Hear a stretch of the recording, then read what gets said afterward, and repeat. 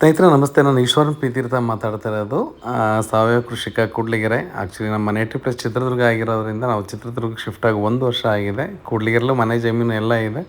ಮತ್ತು ಚಿತ್ರದುರ್ಗ ಹತ್ರ ಬಳಿ ಮರಡಿ ದೇವಿಗೆರೆ ಅಂತ ಊರು, ಅಲ್ಲೂ ನಮ್ಮ ಸಹ ಜಮೀನಿದೆ. ಏನಪ್ಪ ಅಂದರೆ ನಮ್ಮ ಚಿಕ್ಕಮ್ಮ ಅಂದರೆ ನಮ್ಮ ತಾಯಿಯ ತಂಗಿ ಪ್ರೇಮ ಅನ್ನೋರು ಹಿರೇಗೌಡದಿಂದ ಬಂದಿದ್ದರು. ಅವರು ಕೋಟೆ ನೋಡಿಲ್ಲ ಅಂತ ಇದ್ದರು. ಜೊತೆಗೆ ನನ್ನ ಮಗಳು ಸಹ ನಾನು ಕೋಟೆ ನೋಡಿ ನೆನಪಿಲ್ಲಪ್ಪ, ಸಣ್ಣವಳಿದ್ದ ನೋಡಿದ್ದು, ಕೋಟೆ ತೋರಿಸ್ಪ ಅಂತ ಅಂದ್ಲು. ಸರಿ ಅಂತ ಹೇಳಿ ನಿನ್ನೆ ನಾವು ಕೋಟೆ ನೋಡ್ಲಿಕ್ಕೆ ಬೆಳಗಿನ ಜಾವ 6:30ಗೆ ಹೊರಟ್ವಿ.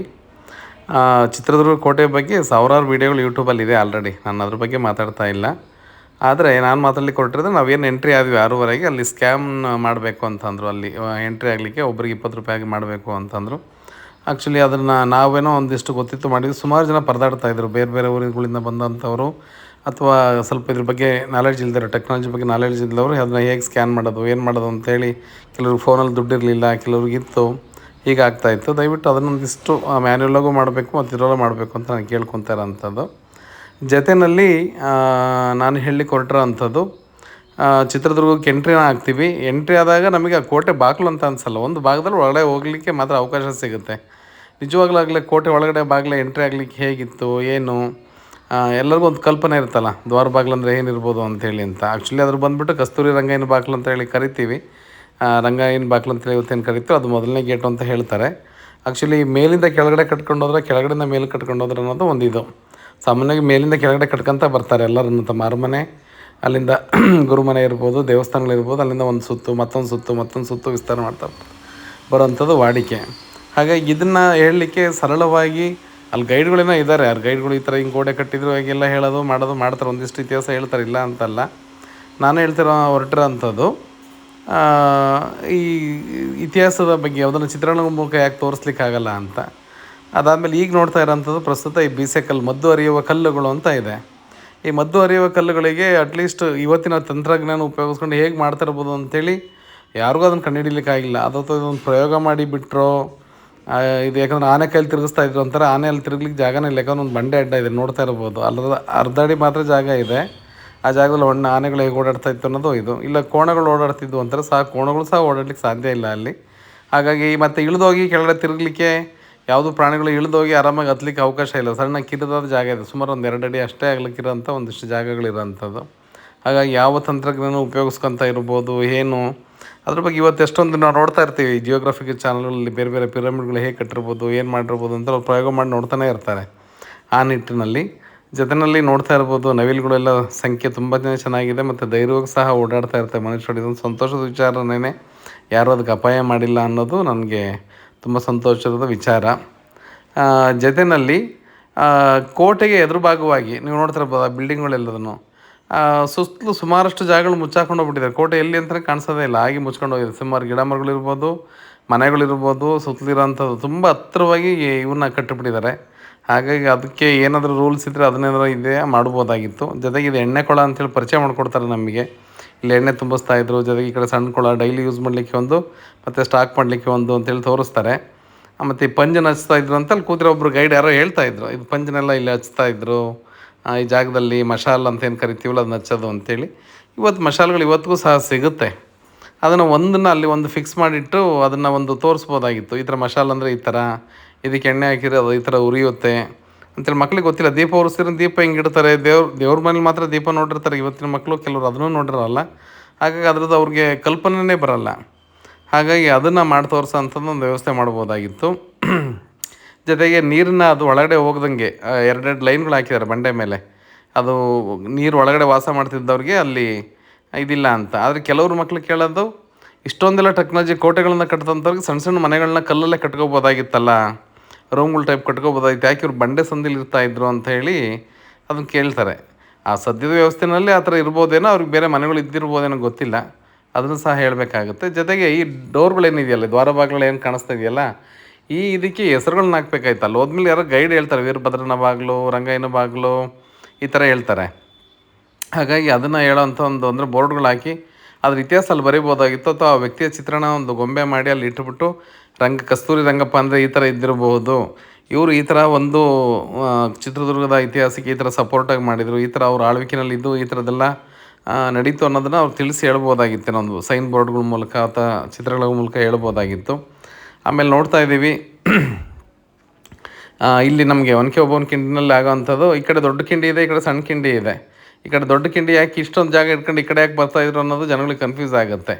ಇದನ್ನು ಸಹ ನಾವು ಹೇಳ್ಬೇಕಾಗತ್ತೆ, ಯಾಕೆ ಏನು ಅಂತೆಲ್ಲ ಹೇಳ್ಬೇಕಾಗತ್ತೆ. ಜೊತೆಗೆ ಇಲ್ಲಿ ತಂತ್ರಜ್ಞಾನ ಉಪಯೋಗಿಸಿ ನೋಡ್ತಾ ಇರ್ಬೋದು, ಒಂದು ದೊಡ್ಡ ಕಲ್ಲುಗಳನ್ನ 2 ಕಲ್ಲುಗಳು ಸಂದಿನಲ್ಲಿ ಇಟ್ಬಿಟ್ಟು ಅದ್ರ ಮೇಲೆ ಕೋಟೆನ ಡೆವಲಪ್ ಮಾಡ್ತಾ ಹೋಗಿದ್ದಾರೆ. ಈ ಥರ ತಂತ್ರಜ್ಞಾನಗಳ ಬಗ್ಗೆ ಹೇಳಲಿಕ್ಕೆ ಕೆಲವೊಂದಿಷ್ಟು ಏನಾದ್ರೂ ಮಾಹಿತಿಗಳನ್ನು ಎಷ್ಟು ಚೆನ್ನಾಗಿ ಒಂದು ಉಪಯೋಗಿಸ್ಕೊಂಡ್ರು ಅಂತೇಳಿ ಅದನ್ನು ಹೇಳೋ ಅಂಥ ವ್ಯವಸ್ಥೆಗಳು ಆಗಿದ್ದರೆ ತುಂಬ ಚೆನ್ನಾಗಿರ್ತಿತ್ತು ಅಂತ ನನಗೆ ಅನ್ನಿಸ್ತಾ ಇದೆ. ಮತ್ತು ಇಷ್ಟಿಷ್ಟು ದೊಡ್ಡ ಕಲ್ಲುಗಳನ್ನ ಹೇಗೆ ಎತ್ತಿಟ್ರು, ಕೆಲವು ಕಡೆ ತುಂಬ ಕಿರಿದಾದ ದಾರಿ ಇದೆ, ಕೆಲವು ಕಡೆ ತುಂಬ ಅಗಲವಾದ ದಾರಿಗಳಿದೆ.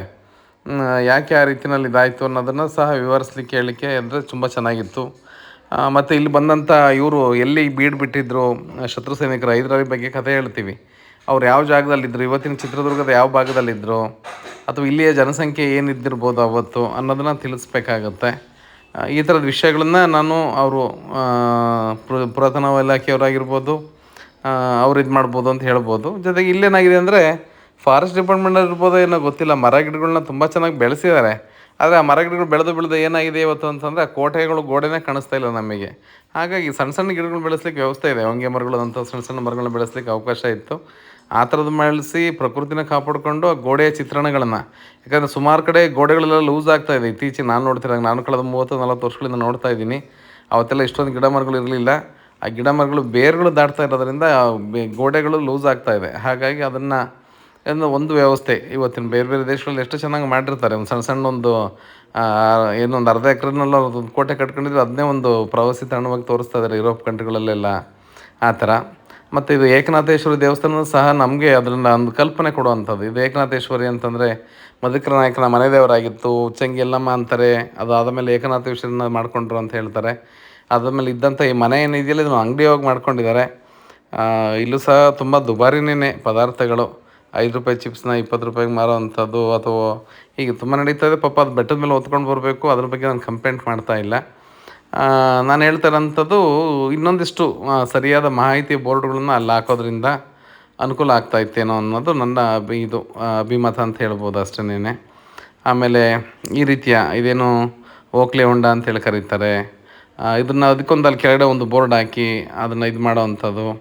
ಆಮೇಲೆ ಈ ಮರಗಿಡಗಳೆಲ್ಲ ಕಟ್ಟೆಗಳ ಮೇಲೆ ಇದೆ. ಈ ಮರಗಿಡಗಳು ಅವತ್ತಿಂದನೇ ಇತ್ತಾ ಅಥವಾ ಇತ್ತೀಚೆಗೆ ಹಾಕಿರೋ ಅಂಥದ್ದನ್ನ ಸ್ಪಷ್ಟನೆ ಕೊಡಬೇಕಾಗತ್ತೆ. ಈ ಕಟ್ಟೆಗಳನ್ನು ಬೇರೆ ರೀತಿಯಲ್ಲಿ ಉಪಯೋಗಿಸ್ಕೊತಾ ಇದ್ರಾ ಅಥವಾ ಮರಗಳೇ ಇತ್ತ ಈ ಜಾಗದಲ್ಲಿ ಅನ್ನೋದು ಒಂದಿಷ್ಟು ಡೌಟ್ಗಳು ಬರುತ್ತೆ. ಆಮೇಲೆ ಇತ್ತೀಚೆಗೆ ಏನು ರಿಪೇರಿ ಮಾಡಿದಾರಲ್ಲ, ಆ ರಿಪೇರಿ ಮಾಡಿರೋದು ಯಾವುದು, ಹಳೇದು ಇದ್ದಿದ್ದು ಯಾವ ರೂಪದಲ್ಲಿತ್ತು ಅನ್ನೋದನ್ನು ಸಹ ಪುರಾತತ್ವ ಇಲಾಖೆಯವರು ಅದನ್ನು ತಿಳಿಸ್ಕೊಡ್ಬೇಕಾಗತ್ತೆ. ಜೊತೆಯಲ್ಲಿ ಇದು ಆಡಳಿತ ಕಚೇರಿ ಅಂತೇಳಿ ಕರಿತೀವಿ, ಟಂಕಸಾಲೆ ಅಂತೇಳಿ ಕರೀತಾರೆ, ಆಡಳಿತ ಕಚೇರಿ ಅಂತೇಳಿ ಕರೀತಾರೆ. ಇದು ಗೋಡೆಗಳೆಲ್ಲ ನೋಡ್ಬೋದು, ಕೆಳಗಡೆ ಕಲ್ಲಿನ ಗೋಡೆ ಇದೆ, ಮೇಲಿನ ಮಣ್ಣಿನ ಗೋಡೆಗಳು ಇದೆ. ಮಣ್ಣಿನ ಗೋಡೆಗಳಿದ್ದ ಜಾಗದಲ್ಲಿ ಅದು ಸುಮಾರು ಈಗಾಗಲೇ 300, 400, 500 ವರ್ಷಗಳ ಮೇಲಾಗಿದೆ ಇತಿಹಾಸ ಇದು. ಶ್ರೀಕೃಷ್ಣ ದೇವರಾಯನ ಕಾಲದಲ್ಲೇ ಇದು ವಿಜಯನಗರ ಸಾಮ್ರಾಜ್ಯದಲ್ಲಿ ಇದ್ದಂಥ ಒಂದು ಸಾಮ್ರಾಜ್ಯ. ಅದಾದಮೇಲೆ ಇದು ಸ್ವತಂತ್ರ ಆಯಿತು ಅಂತ ಹೇಳ್ತಾರೆ. ಇದಕ್ಕೆ ಈ ಗೋಡೆಗಳಿಗೆ ಒಂದು ರಕ್ಷಣೆ ಕೊಡುವಂಥದ್ದು, ಯಾಕಂದರೆ ಬರ್ತಾ ಬರ್ತಾ ಮಳೆ ಜಾಸ್ತಿ ಆಗ್ಬೋದು ಅಥವಾ ಅದರದ್ದು ವೀಕ್ನೆಸ್ ಆಗ್ತಾ ಹೋಗ್ಬೋದು, ಅದು ಬೀಳ್ಲಿಕ್ಕೆ ಶುರು ಮಾಡ್ಬೋದು. ಅಟ್ಲೀಸ್ಟ್ ಅದ್ರ ಮೇಲೆ ಒಂದು ತಗಡಿನ ಒಂದು ಇದನ್ನು ಮಾಡಿ ಇಷ್ಟು ವರ್ಷಗಳಾದರೆ ಈ ಥರ ಇದೆ ಇದು ಅಂತ ಹೇಳಿ ತಿಳಿಸೋ ಅಂಥದ್ದು. ಆಮೇಲೆ ಇದು ಟಂಕಸಾಲೆ ಅಂತೇಳಿ ಅದನ್ನು ಪರಿಚಯ ಮಾಡಿಕೊಡ್ತಾರೆ. ಅದು ಆ್ಯಕ್ಚುಲಿ ನೀರಿದೆ ಅದರೊಳಗಡೆ, ನಿಮಗೆ ಅದರೊಳಗಡೆ ಹೋದಾಗ ಗೊತ್ತಾಗುತ್ತೆ. ಈ ಗೋಡೆಗಳೆಲ್ಲ ನೋಡಿದಾಗ ಆ ಕಡೆಲ್ಲ ಮಣ್ಣಿನ ಗೋಡೆಗಳಿದೆ, ಈ ಕಡೆಲ್ಲ ಕಲ್ಲಿನ ಗೋಡೆಗಳಿದೆ, ಕನ್ಫ್ಯೂಸ್ ಆಗುತ್ತೆ. ಮತ್ತು ಇದಕ್ಕೆಲ್ಲ ರೂಫಿಂಗ್ ಇತ್ತಾ ಇಲ್ಲ ಅನ್ನೋದನ್ನು ಸಹ ಸುಮಾರು ಜನಕ್ಕೆ ಕನ್ಫ್ಯೂಸು. ಕಚೇರಿ ಅಂದರೆ ಓಪನ್ ಕಚೇರಿ ಇತ್ತಾ ಅಲ್ಲಿ ಅಥವಾ ಅವ್ರಿಗೇನೋ ನೆರಳಿತ್ತು ಅದ್ರ ಬಗ್ಗೆ ಅನ್ನೋದು ಸಹ ಕನ್ಫ್ಯೂಸ್ ಆಗುತ್ತೆ. ಹಂಗಾಗಿ ಈ ಥರದ ಕನ್ಫ್ಯೂಸ್ಗಳನ್ನ ದೂರ ಮಾಡೋಂಥದ್ದು. ಯಾಕಂದರೆ ಎಲ್ಲರೂ ಗೈಡ್ಗಳು ತೊಗೊಳೋಂಥ ಒಂದು ವ್ಯವಸ್ಥೆಯಲ್ಲಿ ಇರೋಲ್ಲ, ಮತ್ತು ಎಲ್ಲ ಗೈಡ್ಗಳು ಒಂದೇ ರೀತಿಯಲ್ಲಿ ಹೇಳ್ತಾರೆ ಅಂತ ಆಗಲ್ಲ. ಇದು ಹೇಳ್ತಾರೆ, ಇದರೊಳಗಡೆ ಇಳಿದೋಗಿ ಇಲ್ಲಿ ನಾಣ್ಯಗಳನ್ನು ತಯಾರಿಸ್ತಾಯಿದ್ರು, ಇದು ಖಜಾನೆ ಆಗಿತ್ತು, ಇಲ್ಲಿ ಅವರು ಇದರಲ್ಲಿ ಇಟ್ಟಿದ್ರು ಅಂತ ಹೇಳಿ ಅಲ್ಲಿ ಸುರಕ್ಷಿತವಾಗಿ ತಮ್ಮ ಖಜಾನೆಯನ್ನು ಇಡ್ತಾಯಿದ್ರು ಅಂಥೇಳಿ ತಿಳಿಸ್ತಾರೆ. ಇದೊಂದು ದೇವಸ್ಥಾನದ ಗರ್ಭಗುಡಿ ಇದ್ದ ರೀತಿಯಲ್ಲಿ ಇದೆ ಇದು ಆ್ಯಕ್ಚುಲಿ ನೋಡಲಿಕ್ಕೆ. ಆದರೆ ಅದರೊಳಗಡೆ ಇಡ್ತಾರೆ ಅಂತ ಹೇಳ್ತಾರೆ. ಅದರೊಳಗಡೆ ನೀರಿನಂಶ ಇದೆ, ಹಾಗಾಗಿ ಅದನ್ನು ಸಹ ಒಂದು ಇದು. ಮತ್ತು ಇಲ್ಲಿ ನೀರಿನ ಬಗ್ಗೆ ಅಕ್ಕ ತಂಗಿಯರ ಬಗ್ಗೆ ಹೇಳಲಿಕ್ಕೆ ಹೊರಟಿರೋಂಥದ್ದು. ಅಲ್ಲಿ ಕಾಣ್ತಿರೋದು ಸಣ್ಣ ಸಣ್ಣ ಮನೆಗಳ ಟೈಪ್ ಏನೋ ಕಾಣಿಸುತ್ತೆ ಮೇಲ್ಗಡೆ ಎಲ್ಲ ನೀವು ನೋಡಿದಾಗ. ಆ ಮನೆಗಳೆಲ್ಲ ಏನು, ಅಲ್ಲಿ ಯಾರು ವಾಸ ಮಾಡ್ತಾಯಿದ್ರು, ಅದು ಇತ್ತೀಚೆಗೆ ಕಟ್ಟಿರೋದು, ಅದು ಮುಂಚೆಯಿಂದನೂ ಇತ್ತಾ ಅನ್ನೋದೂ ಸಹ ಕನ್ಫ್ಯೂಸ್. ಯಾಕಂದರೆ ಸೈನಿಕರು ವಾಸ ಮಾಡ್ತಿದ್ರು ಅಂಥೇಳಿ ಬಂಡೆ ಕೆಳಗಡೆ ಜಾಗಗಳನ್ನು ತೋರಿಸ್ತಾರೆ. ಆದರೆ ಅದೇ ಸಮಯದಲ್ಲಿ ಅಲ್ಲಿ ಸಣ್ಣ ಸಣ್ಣ ಮನೆಗಳು ತುಂಬ ಅಚ್ಚುಕಟ್ಟಾಗಿ ಕಟ್ಟಿದ್ದಾರೆ ಕಲ್ಲಲ್ಲೇ. ಅದು ಅದೇ ಸಮಯದ ಅಥವಾ ಇತ್ತೀಚೆಗೆ ಯಾರು ಮಾಡಿರೋದು ಅನ್ನೋದು ಸಹ ಕನ್ಫ್ಯೂಸ್ ಆಗುತ್ತೆ. ಮತ್ತು ರೈನ್ ಹಾರ್ವೆಸ್ಟ್ ಬಗ್ಗೆ ಒಂದು ಅದ್ಭುತವಾದ ಕೆಲಸ ಮಾಡಿದ್ದಾರೆ ಚಿತ್ರದುರ್ಗದ ನಾಯಕರು, ಅದ್ರ ಬಗ್ಗೆ ಎರಡು ಮಾತಿಲ್ಲ. ಆದರೆ ಇದು ನಾವು ಇದೇ ಸೀನನ್ನು ನಾವು ಇದಕ್ಕೆ ಹೋದಾಗ ಯಾವುದೋ ನಾವು ಇದು ಮೌಂಟ್ ಅಬುಗೆ ಹೋದಾಗ ಅಲ್ಲಿ ಎಷ್ಟು ಚೆನ್ನಾಗಿ ನೀರಿನ ಬಗ್ಗೆ ಮಾಹಿತಿ ಕೊಡ್ತಾರೆ. ಒಂದೊಂದು ಹನಿ ನೀರನ್ನ ಹೇಗೆ ಉಳಿಸ್ತಾ ಇದ್ದೀವಿ, ಹೇಗೆ ಅದು ಜಲ ಇದನ್ನು ಪಾತ್ರೆಗಳನ್ನ ಕ್ರಿಯೇಟ್ ಮಾಡಿ ನೀರಿನ ಮೂಲಗಳನ್ನು ಹೇಗೆ ನಾವು ಉನ್ನತ ಮಟ್ಟಕ್ಕೆ ತಗೊಂಡೋಗ್ತಾ ಇದ್ದೀವಿ ಅಂತ ಹೇಳಿ, ಆ ರೀತಿಯಲ್ಲಿ ಇಲ್ಲೂ ಸಹ ನೀರಿನ ಬಗ್ಗೆ ಅವೇರ್ನೆಸ್ ಕೊಡಲಿಕ್ಕೆ, ಪರ್ಟಿಕ್ಯುಲರ್ ಚಿತ್ರದುರ್ಗ ಜನಕ್ಕೆ ನೀರಿನ ಬಗ್ಗೆ ಅವೇರ್ನೆಸ್ ಕೊಡಲಿಕ್ಕೆ ತುಂಬ ಒಳ್ಳೆಯ ಜಾಗ ಇದು. ಪ್ರವಾಸಿಗರು ಎಲ್ಲ ರಾಜ್ಯಗಳಿಂದನೂ ಬರ್ತಾರೆ, ಎಲ್ಲ ಜಿಲ್ಲೆಗಳಿಂದನೂ ಬರ್ತಾರೆ. ನೀರಿನ ಬಗ್ಗೆನೇ ಇಷ್ಟೊಂದು ಉನ್ನತವಾದ ಕೆಲಸಗಳನ್ನ ಮಾಡಿದರೆ ಅವತ್ತೇನೆ ಯಾಕೆ ನಮ್ಮೂರ ಕೆರೆಗಳನ್ನು ಈ ರೀತಿ ಮಾಡ್ಕೋಬಾರ್ದು ಅಂತೇಳಿ ತಿಳಿಸ್ಬೋದಾಗಿತ್ತು. ಮತ್ತು ನೋಡ್ತಾರಂಥದ್ದು, ನಾವು ಈ ವಿಡಿಯೋ ಮಾಡಿದ್ದು ಇಲ್ಲಿ ಕಸ ಹಾಕಿರೋಂಥದ್ದು ಡಸ್ಟ್ಬಿನ್ ಪಕ್ಕದಲ್ಲೇ ಇದೆ. ಆ ಡಸ್ಟ್ಬಿನ್ ಎಲ್ಲ ಖಾಲಿನೇ ಇದೆ. ಆದರೆ ಜನಗಳು ಅದು ಏನು ಹೊಲಸು ಅಂತ ಗೊತ್ತಿಲ್ಲ, ಆದರೆ ಅಷ್ಟು ಸುಂದರವಾದ ಒಂದು ಐತಿಹಾಸಿಕ ಜಾಗಕ್ಕೆ ಕುಡಿದು ಬಂದಿರೋ ನೀರಿನ ಬಾಟ್ಲಿಗಳನ್ನ ಹಾಕ್ತಾ ಇದ್ದಾರೆ. ಬಹುಶಃ ನೀರಿನ ಬಾಟ್ಲಿಗಳು ಬಂದಿದ್ದೇ ತಪ್ಪಾಯ್ತು ಅನ್ನೋ ಗೊತ್ತಿಲ್ಲ. ಯಾಕಂದರೆ ನಾವು ಸಣ್ಣವರಿದ್ದಾಗ ಹೋದಾಗ ತಣ್ಣೀರು ಬಾವಿನಲ್ಲಿ ನೀರು ಕುಡಿಯೋದು ಒಂದು ಆನಂದ ಆಗ್ತಾಯಿತ್ತು ನಮಗೆ, ತಣ್ಣೀರು ದೋಣಿನಲ್ಲಿ. ಯಾಕಂದರೆ ಅಷ್ಟು ಸುಸ್ತಾಗಿ ಇದಾಗಿ ನಾವೆಲ್ಲ ಹೋದಾಗ ಎಷ್ಟು ಶಕ್ತಿ ಎನರ್ಜಿ ಕ್ರಿಯೇಟ್ ಆಗ್ತಾಯಿತ್ತು ಅಂದರೆ ಅದು ನಮಗೆ ಮಾತ್ರ ಗೊತ್ತು ಅಥವಾ ದೇವ್ರಿಗೆ ಗೊತ್ತು ಅಂತಲೇ ಹೇಳ್ಬೋದು. ಇದು ನೀರು ಅನ್ನೋದು ತುಂಬ ಸೋವಿಯಾಗಿರೋದ್ರಿಂದ ಇವತ್ತು 20 ರೂಪಾಯಿ ಕೊಟ್ಟರೆ ಬಾಟ್ಲು ಸಿಗುತ್ತೆ ಅಂತ ಹೇಳಿ ಅನ್ನೋ ಜನಗಳ ಕಲ್ಪನೆ. ಹಾಗಾಗಿ ಈ ಜನಗಳಿಗೆ ಯಾವತ್ತೂ ಏನು ಹೇಳಿದರೂ ಬುದ್ಧಿ ಬರೋಲ್ಲ. ಅದೊಂದಿಷ್ಟು ಸ್ಟ್ರಿಕ್ಟಾಗಿ ಹ್ಯಾಂಡ್ಲ್ ಮಾಡೋಂಥದ್ದು, ಅಲ್ಲೊಂದು ಕ್ಯಾಮ್ರಾ ಇಟ್ಟು ಆ ಕ್ಯಾಮ್ರಾನ ಎಂಟ್ರೆನ್ಸಲ್ಲಿ ಕೂತಿರೋಂಥವ್ರು ಅಬ್ಸರ್ವ್ ಮಾಡೋಂಥದ್ದು. ಇಲ್ಲ ಯಾರೋ ಬಾಟ್ಲಿಗಳು ಬಿಸಾಕಿದರೆ ಅದನ್ನು ಹೋಗಿ ವಾಪಸ್ ತಗೊಂಡು ಬರೋರಿ ಅಂತ ಕಳ್ಸೋ ಮಟ್ಟಕ್ಕೆ ಇರಬೇಕು, ಇಲ್ಲ ಫೈನ್ ಹಾಕಬೇಕಾಗತ್ತೆ, ಆ ಥರ ಮಾಡಬೇಕಾಗತ್ತೆ. ಜೊತೆಯಲ್ಲಿ ಒನಕೆ ಓಬವ್ವನ ಸಮಾಧಿ ನಾವು ತೋರಿಸ್ತಾ ಇರೋಂಥದ್ದು, ಅದು ಇವತ್ತು ಹೇಳ್ತಾರೆ ಕೆಲವು ಇತಿಹಾಸದ ತಜ್ಞರು, ಒನಕೆ ಓಬವ್ವ ಅನ್ನೋ ವ್ಯಕ್ತಿನೇ ಇರಲಿಲ್ಲ, ಇದೆಲ್ಲ ಒಂದು ಊಹಾಪೋಹ ಅಂತೇಳಿ ಹೇಳ್ತಾರೆ. ಆದರೆ ಅಲ್ಲಿ ಸಮಾಧಿನ ಕಟ್ಟಿದ್ದಾರೆ. ಅದಕ್ಕೊಂದು ಒನಕೆ ಓಬವ್ವನ ಚಿತ್ರಣ ಮಾಡಿ ಇವತ್ತೇನು ಸರ್ಕಲಲ್ಲಿ ಇಟ್ಟಿದ್ದಾರಲ್ಲ ಚಿತ್ರದುರ್ಗದಲ್ಲಿ, ಒನಕೆ ಎತ್ತಿ ಈ ಥರ ಹೊಡಿತಿರೋಂಥ ಒಂದು ಇದೆಯಲ್ಲ, ಅದನ್ನು ಅಲ್ಲಿ ಒಂದು ಪ್ರತಿಮೆನ ಮಾಡಿಸ್ಬೋದಾಗಿತ್ತೇನೋ. ಒಂದು ಇದು ಮಾಡಿಬಿಟ್ಟು ಈ ಥರ ಆ ವ್ಯಕ್ತಿನ ಪರಿಚಯ ಮಾಡಿಕೊಡೋದಕ್ಕೆ ಇನ್ನೂ ಈಸಿ ಆಗೋದೇನೋ ಅಂತ ಗೊತ್ತಿಲ್ಲ ನನಗೆ. ಜೊತೆಯಲ್ಲಿ ಅಲ್ಲಿ ಆ ಜಾಗಗಳಲ್ಲಿ ಸುಮಾರು ಕಟ್ಟಡಗಳೆಲ್ಲ ಕಾಣಿಸುತ್ತೆ. ಆ ಕಟ್ಟಡಗಳಲ್ಲೆಲ್ಲೂ ವಾಸ ಮಾಡ್ತಾ ಇರಲಿಲ್ಲ. ಆದರೆ ಈ ಬಂಡೆ ಸಂದಿನಲ್ಲಿ ಮುದ್ದಾಂಜನೇಯ ಅಂದರೆ ಒನಕೆ ಓಬವ್ವನ ಗಂಡ ಜೀವನ ಮಾಡ್ತಾ ಇದ್ದ, ಅಲ್ಲಿ ಅವ್ರ ಮನೆ ಇತ್ತು ಅಂತೇಳಿ ತೋರಿಸ್ತಾರೆ ಒಂದು ಕಡೆಗೆ.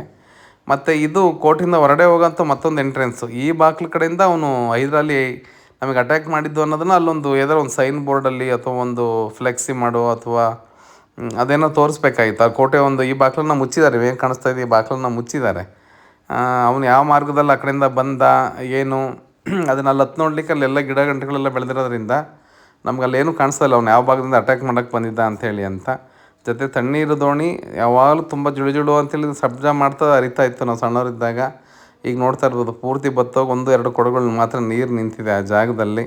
ಅದೊಂದು ತುಂಬ ಬೇಜಾರಾಯಿತು. ಯಾಕಂದರೆ ಹೋಗಿ ಕೈಕಾಲು ಮುಖಾಲು ತುಂಬ ಚೆನ್ನಾಗಿ ತೊಳ್ಕೊಂಡು ಕೈ ತುಂಬ ನೀರು ತೊಗೊಂಡು ಕುಡಿತಾ ಇದ್ವಿ, ಯಾವುದೋ ಬಾಟ್ಲುಗಳು ಇಲ್ದೇ ಅದು ಎಲ್ಲದೂ ನೆನಪು ಮಾತ್ರ ಅಂತ ಅನಿಸುತ್ತೆ ನನಗೆ. ಹಾಗಾಗಿ ಮತ್ತೆ ಯಾಕಂದ್ರೆ ಇಷ್ಟೊಂದು ಗಿಡ ಮರಗಳು ಬೆಳೆಸಿದರೆ ಮಳೆ ಯಾವತ್ತು ಎಷ್ಟಾಗ್ತದೆ ಇವತ್ತು ಅಷ್ಟೇ ಆಗ್ತಾಯಿದೆ. ಆದರೆ ಯಾಕೆ ಇಲ್ಲೆಲ್ಲ ನೀರು ಹರಿತಾ ಇಲ್ಲ ಅನ್ನೋದು ಕ್ವಶನ್ ಮಾರ್ಕು. ಅದನ್ನು ಜಲತಜ್ಞರೇ ಅದಕ್ಕೆ ಉತ್ತರ ಕೊಡಬೇಕೇನೋ ಅದಕ್ಕೆ ಆ ರೀತಿಯಲ್ಲಿ. ಅದಾದ ನಂತರ ಈ ಕಡಿದಾದ ಜಾಗದಲ್ಲಿ ಇಳಿದೋಗೋದು ಹತ್ತೋದೇ ತುಂಬ ಕಷ್ಟ ಈ ಜಾಗದಲ್ಲಿ. ಅಂತಹ ಜಾಗದಲ್ಲಿ ಇಷ್ಟು ದೊಡ್ಡ ಬಂಡೆಗಳನ್ನು ನೀವು ನೋಡ್ತಾ ಇರ್ಬೋದು. ಸುಮಾರು ಒಂದು 4 ಅಡಿ ಅಗಲ ಇದೆ, ಎತ್ತರ ಇದೆ, 8 ಅಡಿ 6 ಅಡಿ ಉದ್ದ ಇದೆ, ಟನ್ಗಟ್ಟಲೆ ತೂಕ ಇರೋವಂಥ ಬಂಡೆಗಳನ್ನು ಹೇಗೆ ಎತ್ತಿಟ್ಟಿರಬಹುದು ಈ ಜಾಗದಲ್ಲಿ ಅನ್ನೋದನ್ನು ಒಂದು ತಾಂತ್ರಿಕ ಚಿತ್ರಣಗಳನ್ನು ಹಾಕೋದ್ರ ಮೂಲಕ ಇಲ್ಲಿ ಹೇಗೆ ಅವ್ರು ಜೋಡಿಸಿರ್ಬೋದು ಅಂತ, ಈ ಬಂಡೆಗಳು ಈ ಸುತ್ತಮುತ್ತಲಿರೋ ಜಾಗದಲ್ಲಿ ಹೇಗೆ ತೊಗೊಂಡು ಬಂದರು ಅನ್ನೋದು ಸಹ ಒಂದು ಇದು. ಆ ಜಾಗದಲ್ಲಿ ಯಾವ ಜಾಗದಲ್ಲಿ ಬಂಡೆ ಹೊಡ್ಕೊಂಡು ಈ ಬಂಡೆಗಳು ಮತ್ತೆ ಇಲ್ಲಿ ಜೋಡಿಸ್ತಾ ಹೋದರು ಅನ್ನೋದನ್ನು ಒಂದು ಇಷ್ಟು ಮಾಹಿತಿ ಕೊಟ್ಟರೆ ಚೆನ್ನಾಗಿರುತ್ತೆ. ಸುಮ್ಮನೆ ಹೇಳ್ತೀವಿ ಚಿತ್ರದುರ್ಗದ ಕೋಟೆ, ಅಭೇದ್ಯ, ಉಕ್ಕಿನ ಕೋಟೆ ಅದೆಲ್ಲ ಹೇಳ್ತೀವಿ ಸರಿನೇ. ಆದರೆ ಇವತ್ತಿನ ಮಕ್ಕಳು ಕ್ವಶನ್ ಇದಾಗೋದು ಇದನ್ನೆಲ್ಲ ಹೇಗೆ ಇಡ್ತಾಯಿದ್ರು ಆ ಥರ ಹೇಳಿದಾಗ ಅವ್ರಿಗೆ ನಾವು ತಾಂತ್ರಿಕವಾಗಿ ಎಷ್ಟು ಮುಂದಿದ್ವಿ ಹಿಂದಿನ ಕಾಲದಲ್ಲಿ 500 ವರ್ಷದ ಕೆಳಗಡೆ, ಈಗ ನಾವು ಎಷ್ಟು ಅಪ್ಡೇಟ್ ಆಗಬೇಕು ಅನ್ನೋದ್ರ ಬಗ್ಗೆ ಏನಾದರೂ ಅವ್ರಿಗೊಂದು ಅವೇರ್ನೆಸ್ ಆಗುತ್ತೇನೋ ಗೊತ್ತಿಲ್ಲ. ಜೊತೆಗೆ ಇದು ನಾವು ನೋಡ್ತಿರ್ಬೋದು ಸಂಪಿಗೆ ಸಿದ್ದೇಶ್ವರನ ದೇವಸ್ಥಾನ ಒಂಥರ ಹಾಳು ಬಿದ್ದಂಗೆ ಇರುತ್ತೆ. ಯಾವಾಗಲೂ ರಾಜರ ಕಾಲದಲ್ಲಿ ಹೆಂಗೆ ಹಾಳಾಗಿತ್ತು ಅವತ್ತಿನ ಕಾಲಕ್ಕೆ ಇವತ್ತಿಗೂ ಹಾಳಾಗಿದೆಯೋ ಅನ್ಬೇಕು. ಒಂಥರ ಒಂದು ಸುಣ್ಣ ಬಣ್ಣ ಬೇಡ, ಸುಣ್ಣ ಹೊಡೆಯೋ ಅಭ್ಯಾಸ ಇದ್ರೂ ಮಾಡಿಸ್ಬೋದು, ಅಥವಾ ಸುಣ್ಣ ಹೊಡೆದಿರೋದು ಇತ್ತೀಚೆಗೆ ಅಂತೇಳಿ ಅದನ್ನು ತೆಗಿಬೋದು. ಆ ಕಲ್ಲೇ ನೋಡ್ಲಿಕ್ಕೆ ಚೆನ್ನಾಗಂತ ಅನಿಸುತ್ತೆ. ಮತ್ತು ಅಲ್ಲಿ ಶಿಲೆಗಳ ಬಗ್ಗೆ ಅಲ್ಲೇನು ಶಾಸನಗಳಿದೆಯಲ್ಲ, ಆ ಶಾಸನಗಳ ಬಗ್ಗೆ ಸುಮಾರು ವಿಷ್ಣುವರ್ಧನ ಕಾಲ ಏನಿದೆ ಇದೆಯಲ್ಲ, ಹೊಯ್ಸಳರ ಕಾಲ ಅಂತ ಹೇಳ್ತೀವಲ್ಲ, ಅಲ್ಲಿಯ ಒಬ್ಬ ದಂಡನಾಯಕ ಆಗಿದ್ದವನು. ಅವನು ತಮಿಳ್ನಾಡಲ್ಲಿ ಏನು ಯುದ್ಧಕ್ಕೆ ಹೊರಟಿದ್ರು, ಅಲ್ಲಿಂದ ಬಂದ ಮೇಲೆ ಅವನು ಇಲ್ಲಿ ಯುದ್ಧ ಮಾಡಿ ಅದೊಂದು ಇತಿಹಾಸ ಬರುತ್ತೆ. ನಮ್ಮ ಇವರು ಧರ್ಮೇಂದ್ರ ಕುಮಾರ್ ಅವರೆಲ್ಲ ತುಂಬ ಚೆನ್ನಾಗಿ ಹೇಳ್ತಾರೆ ಅದ್ರ ಬಗ್ಗೆ. ಮದಕರಿಪುರ ಅಂತ ಇದೆಯಲ್ಲ, ಅಲ್ಲಿ ದೇವಸ್ಥಾನ ಕಟ್ಟಿಸಿದ ಅವನು ಒಬ್ಬ ಇದು ಅಂಥೇಳಿ ಅಂತ. ಹಾಗೆ ಮಧ್ಯದಲ್ಲಿ ಇದನ್ನು ಯಾಕೆ ಕಟ್ಟಿದ್ರು, ಇಲ್ಲಿ ಪಟ್ಟಾಭಿಷೇಕ ನಡೀತಾ ಇತ್ತು ಅಂತ ಹೇಳ್ತಾರೆ. ಆ ರಾಜ ಆಶ್ರಯದಲ್ಲಿದ್ದಂಥವ್ರು, ಅವರು ಪುರೋಹಿತಶಾಹಿ ವರ್ಗಗಳು ಅವ್ರು ಮಾತ್ರ ಸೇರಿ ಇಲ್ಲಿ ಪಟ್ಟಾಭಿಷೇಕಕ್ಕೆ ಕೂರ್ತಾ ಇದ್ರೆ ಅಂತ ಅನಿಸುತ್ತೆ ಬಹುಶಃ. ಹಂಗಾಗಿ ಇದ್ರ ಬಗ್ಗೆ ಒಂದಿಷ್ಟು ಎಕ್ಸ್ಪ್ಲನೇಷನ್ನು ಸಹ ಬೇಕಾಗತ್ತೆ. ತುಂಬ ಗಲೀಜು, ಹಬ್ಬ ಹರಿದಿನೇನೋ ಮಾಡಿದ್ದಾರೆ ಅನಿಸುತ್ತೆ. ಎಲ್ಲಿ ನೋಡಿರೋ ಬಟ್ಟೆಗಳು, ಆ ಬೆಂಕಿ ಉರಿಸಿರೋದು, ಆ ಮಸಿ ಬಾಳೆ ದಿಂಡುಗಳು ವಿಪರೀತ ಇತ್ತು. ಮತ್ತು ಮುರುಘಾ ಮಠಕ್ಕೆ ಒಂದು ಒಳ್ಳೆಯ ಮುರುಘಾ ಮಠ ಅಂತ ಒಂದು ಬೋರ್ಡ್ ಹಾಕ್ಬೋದು, ಸ್ವಚ್ಛವಾಗಿರೋಂಥ ಒಂದು ದೊಡ್ಡ ಬೋರ್ಡನ್ನೇ ಹಾಕ್ಬೋದು. ಸಣ್ಣ ಸೈನ್ ಬೋರ್ಡ್ ಮಾಡಿ ಸಣ್ಣ ಸಣ್ಣ ಕಲ್ಲುಗಳು ಹಾಕಿದ್ದಾರೆ. ನಾನು ನೋಡ್ತಾ ಇದ್ದೆ, ಬೇರೆ ಬೇರೆ ಇದರಿಂದ ಬಂದಂಥವ್ರಿಗೆ ತುಂಬ ಕನ್ಫ್ಯೂಸ್ ಆಗ್ತಾಯಿತ್ತು. ಹಾಗೆ ಕೊನೆಗೆ ನಿಮಗೆ ತೋರಿಸ್ಲಿಕ್ಕೆ ಕೊಟ್ಟಿರೋಂಥದ್ದು ಅರಮನೆ ಎಲ್ಲಿತ್ತು ಅಂತ ಎಲ್ಲರಿಗೂ ಕ್ವಶನ್ ಬರುತ್ತೆ. ಕೋಟೆ ಅಂತಂಗೆ ಅರಮನೆ ಇರಬೇಕಲ್ಲ ಅಂತೇಳಿ ಅಂತ ಕನ್ಫ್ಯೂಸ್ ಆಗುತ್ತೆ. ಅರಮನೆಗೆ ಹೋಗೋ ಜಾಗ ಅಂತೂ ಎಷ್ಟು ಕೆಟ್ಟದಾಗಿದೆ ಅಂತಂದರೆ, ಅವ್ರು ಹೋದವರೆಲ್ಲ ಬಹುಶಃ ಗಲೀಜು ಮಾಡ್ಲಿಕ್ಕೆ ಅಲ್ಲಿಗೆ ಹೋಗ್ತಾರೆ. ಆ ಜಾಗಕ್ಕೆ, ಆ ದಾರಿಗೇ ಕೆಟ್ಟ ವಾಸನೆ. ಅಲ್ಲಿ ಕಟ್ಟಿದ್ದಾರೆ. ಈ ಅರಮನೆಗೆ ನಿಜವಾಗ್ಲೂ ಹೇಗೆ ನಡ್ಕೊಂಡು ಹೋಗ್ತಾಯಿದ್ರಿ, ಬಂಡೆಗಳ ಮೇಲೆ ಜಾರ್ಕೊಂಡು ಹೋಗ್ತಾಯಿದ್ರೆ ಮಧುಕರ ನಾಯಕ ಅವರೆಲ್ಲರೂ? ಖಂಡಿತ ಇಲ್ಲ. ಅವ್ರಿಗೆ ಹೋಗ್ಲಿಕ್ಕೆ ಒಂದು ಜಾಗ ಇರಬೇಕು, ಅದಕ್ಕೆ ಬರಲಿಕ್ಕೆ ಒಂದು ಜಾಗ ಇರಬೇಕು ಅನಿಸುತ್ತೆ. ಅಲ್ಲಿ ಅರಮನೆಗಳು ಹೇಗಿರ್ಬೋದು, ಅಲ್ಲಿ ನೋಡ್ತಾ ಇರ್ಬೋದು ಗಿಡಗಳೆಲ್ಲ ಬೆಳೆದಿದೆ ಅರಮನೆ ಅನ್ನೋ ಜಾಗದಲ್ಲಿ, ಗೋಡೆಗಳ ಮಧ್ಯದಲ್ಲಿ. ಅದನ್ನೆಲ್ಲ ತೆಗ್ಸಾಕೋಂಥದ್ದು, ಅದಕ್ಕೊಂದು ರೂಪ ಕೊಡುವಂಥದ್ದು ಮಾಡ್ಬೋದು. ಹಾಗಾಗಿ ಇಷ್ಟು ಹೇಳ್ತಾ ನಾನು ವೀಡಿಯೋ ಮುಗಿಸ್ತಾ ಇದ್ದೀನಿ.